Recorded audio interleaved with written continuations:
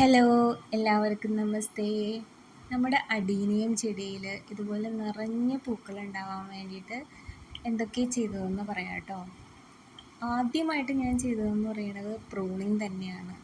ഇത് അത്യാവശ്യം ഒരു 5 വർഷത്തിനൊക്കെ മുകളിൽ പഴക്കമുള്ളൊരു ചെടിയാണ്.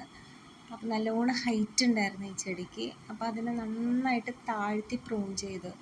പലപ്പോഴും ഇതിൽ പൂക്കളുള്ളത് കൊണ്ട് നമുക്ക് ഇങ്ങനെ പ്രൂൺ ചെയ്യാനായിട്ടൊരു മടിയായിരുന്നു. പക്ഷേ ഒന്നും നോക്കാതെ അങ്ങ് പ്രൂൺ ചെയ്തു. പ്രൂൺ ചെയ്തതിന് ശേഷം സാഫ്, ഇപ്പോൾ ഇതിനകത്ത് നോക്കിയാൽ കാണാം ചിലതിലേക്ക് ഒരു പച്ച പോലെ ആ കൊമ്പിൻ്റെ അടുത്തുണ്ട്. സാഫ് വെള്ളത്തിൽ പൊടി ആണല്ലോ, അതിന് നമ്മൾ വെള്ളത്തിൽ ഡൈല്യൂട്ട് ചെയ്തിട്ട് ആ കട്ട് ചെയ്ത ഭാഗത്തെല്ലാം തേച്ച് കൊടുത്തു. പിന്നെ കുറച്ച് കലക്കി നമ്മുടെ ചുവട്ടിലെല്ലാം ഒഴിച്ചു കൊടുത്തു. പിന്നെന്ന് വെച്ചാൽ നല്ല വെയിലുള്ളിടത്താണ് വെച്ചിരിക്കുന്നത്. വെള്ളം കുറച്ചേ ഒഴിക്കാറുള്ളൂ. ചുവട്ടിൽ വെള്ളം കുറയണ സമയത്ത് മാത്രം, അതൊരു ഡ്രൈ പോലെ ഇരിക്കുന്ന സമയത്ത് മാത്രമാണ് വെള്ളം ഒഴിച്ചു കൊടുക്കുകയുള്ളൂ.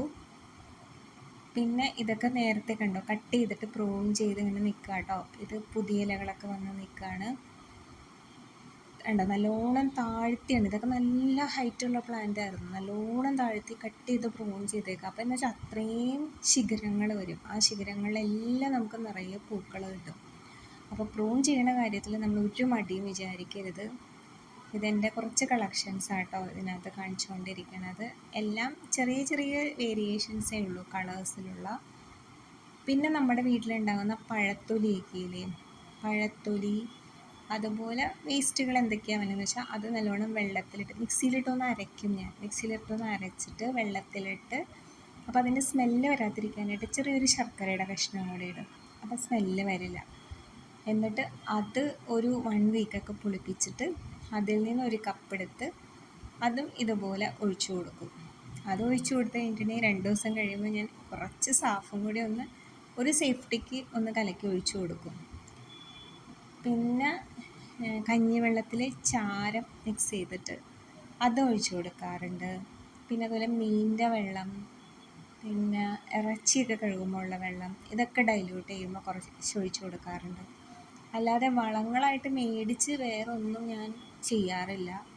ഇത് അതിൻ്റെ കമ്പുകൾ നമ്മൾ വെട്ടിക്കളയണ സമയത്ത് ഒന്ന് നട്ട് നോക്കിയതാണ്. അപ്പോൾ ഇത് പിടിച്ചിട്ടുണ്ട്. ചിലതൊക്കെ ചീഞ്ഞു പോയിട്ടോ. വെള്ളം കുറച്ച് വെച്ചായിരുന്നെങ്കിൽ എൻ്റെ ഒന്നും ചീഞ്ഞു പോവില്ലായിരുന്നു. ഞാൻ വെള്ളം ഒഴിക്കണത് കൂടിപ്പോയിട്ടാന്ന് തോന്നുന്നു എൻ്റെ മിക്കതും ചീഞ്ഞു പോയി.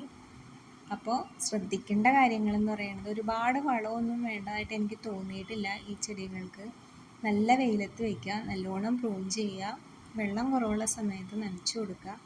അത്രയെങ്കിലും മിനിമം ചെയ്തിട്ടുണ്ടെങ്കിൽ നമ്മുടെ ചെടികളിലെല്ലാം നിറയെ പൂവുണ്ടാവും. അപ്പോൾ ഇതൊക്കെ പൂവുണ്ടായി കഴിഞ്ഞൊന്ന് പൊഴിഞ്ഞ് നിൽക്കുകയാണ്. അടുത്ത സെറ്റ് പെട്ടെന്ന് ഉണ്ടാവുമെന്ന് വിചാരിക്കുന്നു. അപ്പോൾ താങ്ക് യു.